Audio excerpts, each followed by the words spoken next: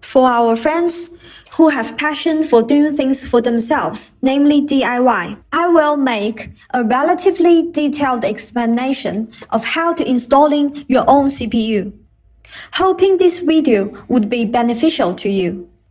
While installing the CPU, we should pay close attention to the two sides of it since there are two notches on each side.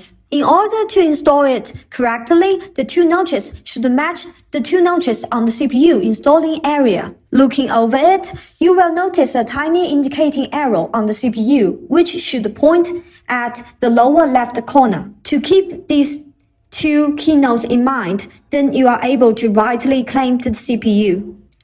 After putting the CPU in the slot, a slight horizontal pressing should be helpful to check whether the CPU is rightly installed. Then we are able to press the lid down and insert it into the screw bolt.